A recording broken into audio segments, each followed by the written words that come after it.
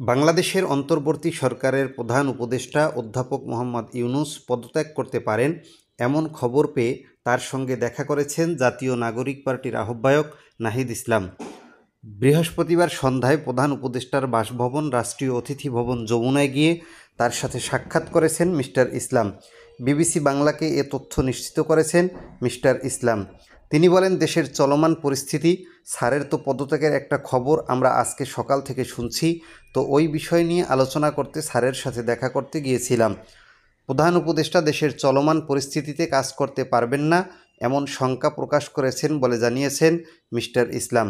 BBC বাংলাকে তিনি বলেন, স্যার বলছেন আমি যদি কাজ করতে না পারি, যে জায়গা থেকে তোমরা আমাকে আনছিলা একটা গণ অভ্যুত্থানের পর, দেশের পরিবর্তন, সংস্কার, কিন্তু যেই পরিস্থিতি, যেভাবে আন্দোলন বা যেভাবে আমাকে জিম্মি করা হচ্ছে, আমি তো এভাবে কাজ করতে পারবো না। তো রাজনৈতিক দলগুলো তোমরা সবাই একটা জায়গায়, কমন জায়গায় না পৌঁছাতে পারো, বলেন মিস্টার ইসলাম। প্রধান উপদেষ্টাকে পদত্যাগের মতো সিদ্ধান্ত না নিতে আহ্বান জানিয়েছেন জুলাইয়ে গণ অভ্যুত্থানের পর নতুন গঠিত দলটির নেতা মিস্টার ইসলাম। মিস্টার ইসলাম প্রধান উপদেষ্টাকে বলেছেন, আমাদের গণ অভ্যুত্থানের আকাঙ্ক্ষা এবং জাতীয় নিরাপত্তা ও দেশের ভবিষ্যৎ সব কিছু মিলিয়ে উনি যাতে শক্ত থাকেন এবং সবগুলো দলকে নিয়ে যাতে ঐক্যের জায়গায় থাকেন, সবাই তার সাথে আশা করি কোঅপারেট করবেন।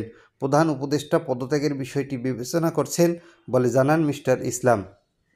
বিবিসি বাংলাকে তিনি বলেন, হ্যাঁ, যদি তিনি কাজ করতে না পারেন, থাকবেন, থেকে কী লাভ। এই আলোচনার পরে প্রধান উপদেষ্টা মিস্টার ইসলামকে জানিয়েছেন পদত্যাগের বিষয়ে ভাবছেন।